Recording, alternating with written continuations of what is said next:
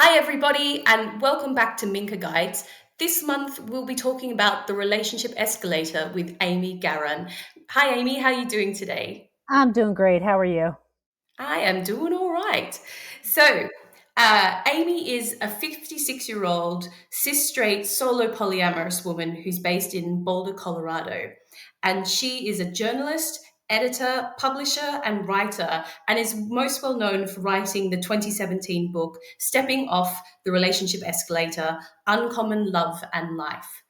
And which is main reason I kind of wanted to chat to you today, Amy, is because I keep hearing a lot about the relationship escalator and keep also getting asked a lot about it on podcasts or on panels and asked to describe it. And it's made me so interested in how you kind of came around to identifying this. So I thought before we jump into talking about the relationship escalator, it'd be really nice to talk about the process that led you to this. So, how did that research start for you about 10 years ago? Well, it started with life. I've been polyamorous for ages, and 20 something years are all my life, however you want to count. And Mm.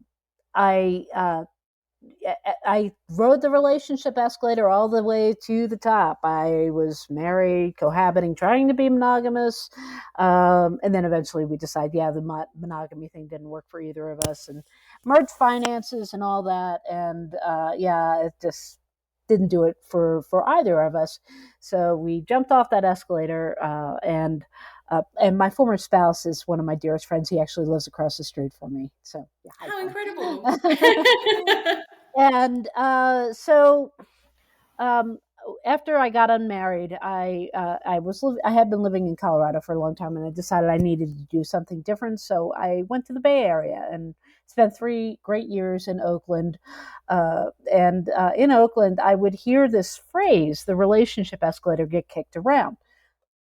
And Okay. people were just kind of using it colloquially, and I thought it was apt to, especially from the perspective of somebody who does relationships differently, not just polyamorous, but I also don't want to like merge my life and identity with it. So I'm solo polyamorous, and it's like, yeah, it's like, okay, so I'm not doing the relationship escalator. So that's how the phrase kind of entered my head.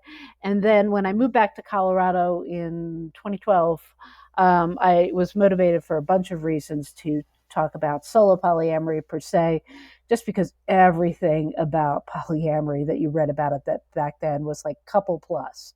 And it's like, Yeah. yeah, Very focused on that. Yes. yeah, there's a whole lot more than couple plus. And so I started writing a blog called solopoly.net. And from there, a number of the posts were kind of definitional, because there's a lot of, whenever you're doing relationships differently, you got to use different words because there's so much overhead that comes with the words that most people use about relationships. The words that we are grow up comfortable using about relationships, like serious and commitment and all that, Yeah. is jargon. We don't realize it's jargon because we're all kind of steeped in that one culture, but it is indeed jargon. And when you start doing relationships differently, those old words don't fit. So I was doing definitional terms, explaining things, especially from a solo polyamorous perspective. What is a metamor, your partner's other partner, and what can that mean if you're in a network of relationships as a solo polyamorous person, that sort of stuff. Well, Mm. one of the terms I used a bunch that I finally decided to write a definitional post about it was, what is this relationship escalator? I did a post. It's like November of 2012. Wow, it's 10 years ago this month. Oh my Um, goodness. yes, that I wrote this blog post, writing the relationship escalator or not. And wham, it was one of those things where I started getting traffic from all over the place. It was getting linked to from mainstream news organizations and all sorts of things. And I'm like, so I've been a self-employed journalist and editor and writer and all that for a long time. So I look at that and it's like, this seems like a business opportunity. So so I decided, but well, people are interested. This term relationship escalator really kind of, has people interested. So I'll do a book about it. And I thought I'd do it the easy way. I said, I'll put up a survey. And I'll use the Mhm. survey to get maybe 100 responses. I'll find a couple dozen people to interview. Bang, zoom, get the whole thing out in 6 months. I put the survey up. I had 300 responses in the first week. And Oh my people were, and it was a lot of open-ended questions, and people were writing the equivalent of like 2,000, 2,500 word essays. God. Oh Yeah. my God. And I'm sitting there like, And yeah, as a writer and editor myself, I can imagine how much you were just like, oh, wait, this is a much bigger project than I was yeah, anticipating. yeah, and the diversity of what people were saying was far more than what I realized. So after I uncurled from the fetal position, I started sorting through the survey responses, and I kind of accidentally learned how to be a social scientist in a way. I learned how to build a database and deal with qualitative data and parse out Mm. qualitative data. That's a learning curve. You think polyamory is a learning curve? Qualitative data is a learning curve, let me tell you. Um, but it's important. So the goal of what I was trying to do was not to say, out of all people, how many people want this, or how well does this work? Because I wasn't getting a representative sample of anything. Yeah. It's an opt-in online survey that people were passing around the links. Ultimately, Mhm. I had to shut it down after I got 1,500 responses because it's just so much work to parse out qualitative data. And that's all I Yeah. could really deal with. And I didn't want to take more survey responses if I wasn't going to be able to use them. I didn't think that was fair. Of course. Yeah. But it shows So, that there was an appetite there. So many oh my people God. wanting to talk about their lives that exist out of side of the very strict monogamous kind of paradigm. Yeah, Yeah. it was really interesting how eager people were to talk about Mm. this and how supportive people were. They're like, I don't know if I'm the only one like this, but, and it's like, okay, you're like the 15th person I've read this week who's basically said that. So, no, you're not Yeah. the only person like that. But my goal was to explain the breadth of how people do relationships differently from the traditional relationship escalator. That process of going through the qualitative data really helped me clarify, okay, the relationship escalator is the bundle of social norms that most of us grow up marinating in, that tell you how relationships that involve, especially sex and romance, are Mhm. supposed to work, how they're supposed to begin, what their trajectory is, what their goals is, how you are supposed to interact with other people based Mhm. on where they are on that relationship escalator. Who you're supposed to buy Christmas gifts for, all sorts of stuff. Yeah. And and it's an entrenched bundle of norms. It's so entrenched, and they kind of accreted on each other over time, like barnacles. That uh, it was a real challenge to kind of separate out what are the core things that the relationship escalator has about how it's supposed to work, and the Mhm. process of asking people how, basically, do you think you do relationships differently from the social norm, and if so, how? Asking that basic stuff really clarified what are those norms really. Right. I ended up backing into the five, what I call in my book, the hallmarks of the relationship escalator. Mhm. And those are, first of all, sexual and romantic exclusivity between two and only two people, i.e., monogamy. Mhm. Um, and then merging, which is not just living together. Okay, it is all that stuff about merging the infrastructure of your life and your identity, becoming a couple unit, Mm. and having that be a large part of your identity.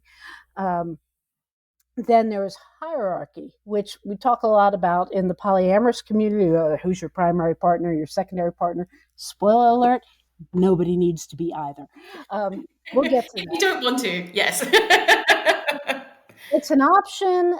It involves a lot of disclosure and consent, but we'll get Yeah. to that. Yeah. Yeah. Um, and so hierarchy is also a big part of the relationship escalator, that your escalator partner is supposed to be, by default, more important than almost any other relationship you have, that is not rooted in basically caregiving responsibilities. If you have Mm. minor children, or if you're caring for elderly parents or relatives, Mm. um, you know, uh, I mean, your escalator partner is supposed to take priority by default over any other relationship, maybe even over a friend that you've been friends with your entire life and you're very close and you've known your escalator partner a couple of years, you know? Yeah. Um, so, so hierarchy is actually part of the traditional relationship escalator. Think about it. Monogamy, there can be only one, is one hell of a hierarchy. And then a couple of things that kind of snuck in there around the edges that I only learned by going through the survey is the assumption that intimacy equals sex and or romance. That Mm. a relationship that does not involve sex and romance, ideally both, or at least sex, that it's not really intimate if nobody's fucking. Mm. So, you know, Yep. where does that leave asexual people? Yes, Where does that leave exactly. aromantic people?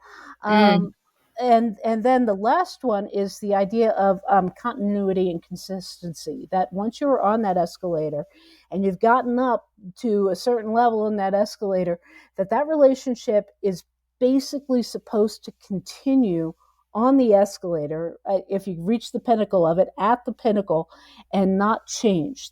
Mm. That this is the final and fixed form of the relationship. Not Mm. necessarily so.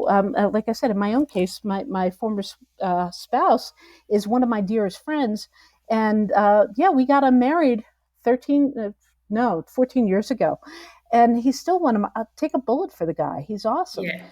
you Yeah. know, and yeah, getting unmarried was probably the best thing that happened for our relationship in a Yeah. lot of ways. And people talk about relationships ending like it's a sad thing, like it's, something that's like, oh, I'm really sorry. But actually, a lot of the times when it's something that you've reached a point of going, this is okay, we've kind of got to the point now that it's better for us not to kind of be investing in this way. We can de escalate or change the kind of situation of us, but that doesn't have to be a overwhelmingly sad thing. People are moving targets at all points in life. And if you expect Mm. that you are in a relationship with another full, living, complete human being, expect that they will change, expect that you will change. And that means your relationship will change. It's just a matter of whether you acknowledge and negotiate that or not. Yeah, exactly. Because I think a lot of the time we've given the idea in society that like when you find someone, it's like finding a product on the shelf and you take it down off the shelf going, I am purchasing this product. As I see it now, I expect it to stay exactly as it is forever because that's how I have, decided upon it and purchased it. And then of course, we're all humans. Everyone grows and evolves and changes and through being together and not. So yeah, I think that's kind of something that we need to be a bit more aware of, if particularly if people are trying to jump into relationships that last multiple decades. That's just like that person isn't going to be the same person they were 10, 15, 20 years ago. So Yeah. And here's the thing, the relationship escalator is not a problem. Okay. mm, As a form of chosen relationship, it can be a wonderful thing. A lot of people have really benefited from it, enjoyed it. It's given them a mhm, lot of love and fulfillment. It's helped them live the life that they want to have. mhm, Totally fine. And it's not the only game in town. But the difference is that the traditional relationship escalator is extremely visible, venerated, and privileged, at least in yes, Western culture. yes, Many other cultures too, but in Western culture especially, this is why we have the marriage industrial complex. You know, yes, exactly, yeah, exactly. yeah. Because what's so yeah, sorry. So the thing is that you really can't talk about the relationship escalator without recognizing the privilege that is involved with it, and the flip side of privilege is stigma and invisibility. It means that people who aren't riding that escalator, however they choose to do relationships, it won't get the kind of recognition and veneration. B, it Mhm, might be, stigmatized, and the world is not set up for people doing relationships differently. They're going to face a difficulty mm, and prejudice for it, and also it just means that there's going to be a learning curve because you don't see many other kinds of relationships represented. So if you want to do something differently, it's kind of hard to say, well, how do I do it? Who's doing this? So then I took all that experience from the survey, put it in the book, and say, wham, here's a whole lot of ways that people are doing it. I quote over 300 people from their survey responses. I had 1,500 co-authors, and Mm, they're saying, okay, here's what the traditional relationship works. Here's the things that mhm. make it up, and here's how people are not doing those things, and here's what they Yeah. say about that experience in their own words. Incredible. And see, this is one of the things is that like when I'm talking to someone for the first time about the relationship escalator, Mhm. I'm usually like, oh, you know what this is. We've just never had used a word to describe it before. We've never kind of identified because it's so prevalently built into our society that like a normal relationship looks like being, romantically and sexually exclusive, moving in together, buying a house together, having babies, getting married, like all of these steps that like we just kind of get swept along on because the assumption is that's what a real relationship looks like. And actually like people are starting to realize that it doesn't have to include any or all of those elements to still be a completely valid, wonderful, loving, supportive, fun, exciting relationship. But Yes, or not, but same thing is true of the relationship escalator. So yeah. yeah, exactly. And I think that's why I'm finding it so interesting at the moment because I have been hearing even I've been hearing monogamous people starting to talk about the relationship escalator, which I think is wonderful because So they're just starting to be like so self-aware and conscious of their relationships that they're even if they're just like, yeah, that's what I want. I know that that's where I want to be going with this relationship, but I'm checking in at every point and knowing that this is something that I really want rather than just doing it because it's assumed that that's what a real relationship looks like and that's what they have to do to enable to be seen by everybody around them as having like some kind of committed relationship. yeah, it's really interesting. Of course, naming a set of social norms is most immediately useful for people who are outside the social norm because Yeah. they need to describe, like, yeah, okay, everybody's doing that. I'm doing something else over here. Um, but the term got pigeonholed for a while.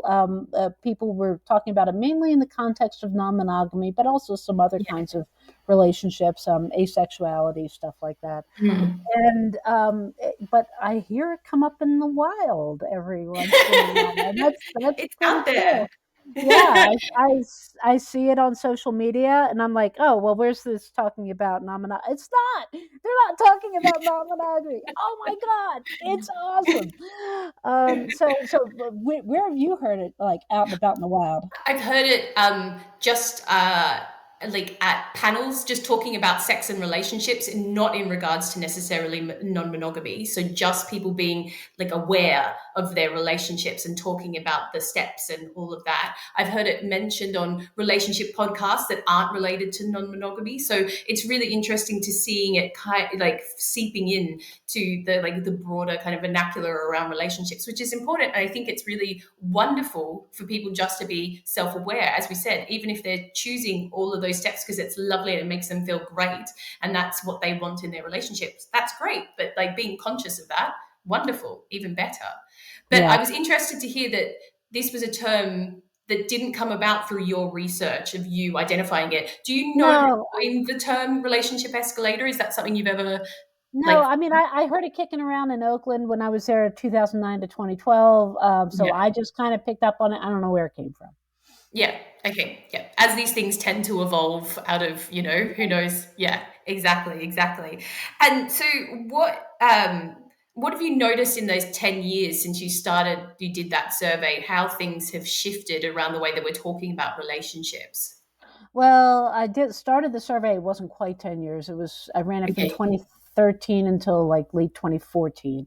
Yeah. Um, So nearly so 10 years. yeah, what has shifted since then is at least within the culture of polyamory, a greater awareness of the complexities and difficulties, especially ethically and morally, that come along with hierarchy. With having a specifically primary relationship, well, that means other relationships are secondary. And what does that mean when the rubber hits the road? And people can be very squeamish about discussing that. And at the time that I did this survey, many people were very much like, um, well, yeah, I have a primary partner, and of course we do this, this, and this, and the hierarchy works in this way. And now when I talk to people, they're like, well, hierarchy is kind of a bad word, so we don't like to call it that. They still do it. They just don't like to call it that. And what I try to emphasize to people, that especially within polyamory, hierarchical polyamory is a potentially fine and valid option with Yeah. very, very clear upfront disclosure and consent. Not just saying, oh, I have a primary partner, don't hand wave around. What does that mean? How would your hierarchy impact secondary partners in relationships? What kinds of impacts would they see? Would they have the ability to advocate for themselves about decisions in relationships that affect them? Would you be expecting them to basically kind of keep your relationship a secret because you're polyamorous, but not really out about it? I love you, just kind of stay over there. Mhm. You know, Yeah. again, people are closeted for lots of reasons about lots of things, about options, but be very honest with yourself and each other about it.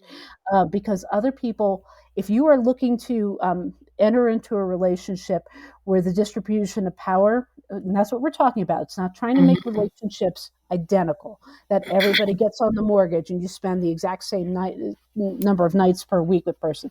That's not what it's about. Mhm. It's that people who are in a relationship are on equal footing with their partner within their relationship, and that they cannot be outvoted basically by other Mhm. people who are not in that relationship. That's egalitarian polyamory. But if you practice hierarchical polyamory, there is a large ethical responsibility to be very, very clear about what that means. A lot of Yes. people don't like to think about it. It's uncomfortable to say, yeah, I'm really, not going to care if you want to advocate for yourself in certain ways, or I'm not going to honor it or do anything about it, even if I care. Sorry. And, it's like that's a hard thing to say, but it's better to be honest about it than not. Yeah, Yeah. 100%. Like that level of transparency is so incredibly important. So even if people are like, I am going to want to prioritize this particular partner in my life for these reasons, but then what does that look like for these other Right. relationships, the people that I'm bringing into my life? And how do we navigate that? How do you feel about that? How does that kind of, play into Yeah. everything? Yeah, exactly. And Yeah. So I'm seeing people realizing that there are ethical issues with hierarchy, but the way they respond to that often is just being cagey about how they discuss it. And so I think there's still a ways to go there. I'm also seeing people being more open to the ideas of relationships that don't involve a lot of merging, and also being open to relationships that will change over time, accepting and embracing that, and talking about it, negotiating and renegotiating their relationships. I'm even seeing that among my monogamous friends, and I think that's a very good thing. I mm, have not done a new survey. I don't know if I will, mm, because it was so much work. yeah, Yeah, exactly. that, Yeah. that took years of my life. I don't know if I'm up for that again. Yeah. But I do see differences in how I see people talking about relationships now versus when I was doing the survey a Yeah. decade or more ago. Yeah. Yeah, absolutely. And you mentioned earlier that you're solo polyamorous and that you originally started with all of this writing a blog. I'm also solo polyamorous, so it's really nice to, always have these kind of chats about stuff. Exactly. So for people who haven't heard of solo polyamory before, what is your definition of that? Oh, it's just casual dating around, nothing serious.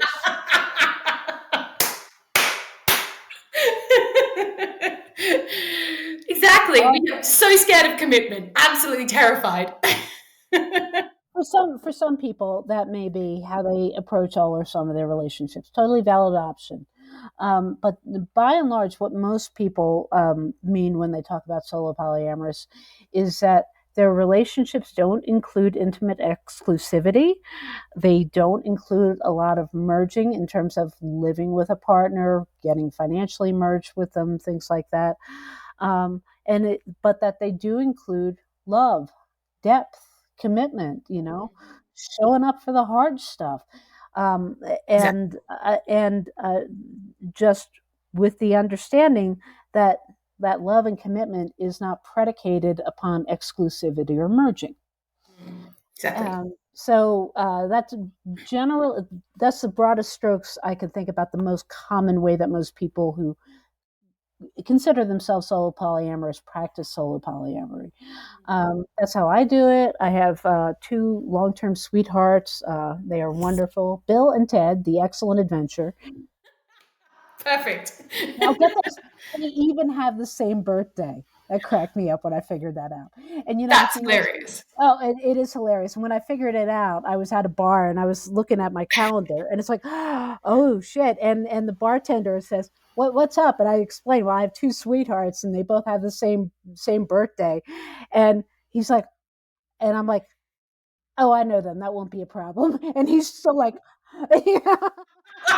He's like, big problem. And you're like more an amusing coincidence, you know? Yeah, it is. And no, they're both like totally easygoing about it. It's like we'll celebrate sometime around then. It's like Yeah, okay. exactly. Well, it does make it sound like you have a type if it's like, someone born around that time of the year seems to, I Yeah, I know. But so I have two sweethearts, and they've both been in my life. One for 5 years, the other for 6 years. I have a wonderful metamor who's a good friend of mine. I met him through the local poly community, and I thought that one of my sweethearts would enjoy this guy, and I did, and they hit it off. People want to know in polyamory, how do you find great metamors? You pick them. I mean, you're like, not I want that person in my life. not in a unicorn hunting way, but if you see a good introduction to be made, make the Yeah. introduction and see what happens, you know? Just bring people into your sphere and you never know where they'll end up kind of clicking, So Yeah, that's yeah. wonderful. And in addition to that, I have several other close people who are very meaningful to me.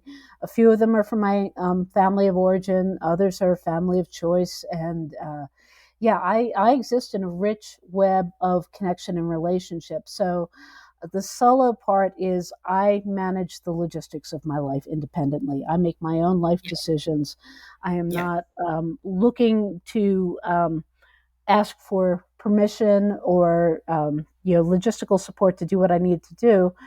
This, which points up an issue with solo polyamory, and I think it's a fair criticism that prioritizing these things in relationships can be seen as ableist. That Mm. there are people who, for a lot of reasons, whether it's for health concerns, mental health, uh, other issues, are not, lack of financial resources, really cannot live on their own, and or they can, but it doesn't let them have their best life. And are you saying that because that's how they are, they can't be solo polyamorous? I used to think that no, it just means you're not solo polyamorous, and now I'm really of the opinion of, okay, if people want to self apply that label, cool for Yeah. them. I'm not going to dictate to them. I'm not going to take their solo polyamorous card away. But if they're people that I'm involved with at all in my life, I'm going to watch how they behave. Yeah. And it's like, all right, is there a fair amount of autonomy here? Because a lot of times people who are like coupled up polyamory will say that they are solo polyamorous just to indicate that they don't necessarily date as a unit. Oh, And okay, right. Yeah, it's funny yeah, how there's different spins on the way people use it. And then yeah, there's always the classic of people describing themselves as solo polyamorous when they're single, but fully intend to end up in a kind of merge situation. And and so there's all of those kind of like different interpretations, which I'm always like, yeah, don't say it like that. You're single and polyamorous. You're not solo polyamorous. But then it's up to people to work out for themselves how that works for them. It's an interpretation of an identity. and I It's get, I get, I get really tired of linguistic whack a mole. It's yeah, like, yeah. okay, fine, whatever. Yeah, What I pay attention to more than any words that people say is how do they act. exactly. Yeah. What is Yeah, their approach, mhm, to life and relationships? And yeah. just to quickly backtrack, is this something a term that you came across in Oakland as well around that time? Or? No, no. Interestingly, I started using it because that made sense to me because I was seeing the term like single secondaries. It's like, yeah, neither of those terms really applies Yeah. to me. Mm, And then I read Tristan Taormino's book, Opening Up, which is a very couple centric book. When you think about the title, Opening Up from yeah. what? Yeah. And she actually had a chapter in the book about solo polyamory, which she discussed as being basically polyamorous people who don't want anything serious. Oh, And yeah, so there's that background to it. When I started using it for my blog, it was mainly because I had just come out of a situation where, after 3 years in a relationship where we actually hadn't really discussed hierarchy, I was with mm, a married poly guy, and all of a sudden I found myself effectively vetoed after 3 years. And it's like, I'm sorry. ooh, there was a big power differential in here that we never even talked about. Yeah. And so I was thinking about it a lot. And then I started writing about it because what it came down to was assumptions of, how we talked about how the relationship escalator is privileged. Well, generally, at least in Western society, couplehood, visible couplehood that appears to be on the relationship escalator, is an extremely privileged status in our Mhm. society. Yeah. And when you're privileged, it's hard to see what that privilege does to other people because you're in the middle of it and it's hard to adapt their perspective. So I was trying to write at the time from, like, yeah, look, here's how that looks from the people who aren't part of the couple. It's really telling in polyamory when somebody says, we do this or we want this. Who exactly is included in that we? Yeah, exactly. Yeah, It's like, have you thought about that? And who is actually involved in this, all the broader kind of dynamic of it all? Yeah, yeah, exactly. yeah. I really need. I've talked about this for years, but I really need to put together a hierarchy bingo card in polyamory. All the little things that people can say and do that, they may say they don't do hierarchy, but then if you add these things up, it's like bingo, bingo. Or as people say now, the red flags, you know? Oh, I was seeing all those red flags and stuff. Yeah, and it's not really red flags. Again, it's a totally valid option, but it's really important to Yes. be honest with yourself and others about it. Yeah. And it's also really important because I know you deal with a lot of therapists and helping practitioners, that they recognize that couplehood is privileged and that people who aren't part of the couple actually matter. Yeah. And a lot of Exactly. times, unfortunately, poly-friendly therapists really only want to treat a couple that they see as primary, and that other relationships should accommodate and exist or cease to exist based on what's good for that primary couple. Big I know problem. that because I've been burnt by that, by having someone I've seen go to a therapist with their partner and the therapist saying, "Oh yeah, so Bronwyn should just shut her out for a while and focus on this relationship." And that was a fun experience. But anyway, we will leave that there. Thank you so much, Amy. This has been a really wonderful conversation. And if It anyone has. wants to, yeah, and if anyone wants to look into more about your book or anything around that, they should go to offescalator.com to check out everything about the relationship escalator, the book, everything that Amy Yeah. does. So And thank it, you and so it's much. not just about non-monogamy. It is about lots of ways that people do important relationships that just don't ride that escalator. So it's kind of a Exactly. primer on relationship diversity. Wonderful. Well, thank you so much. Thank you. I appreciate it.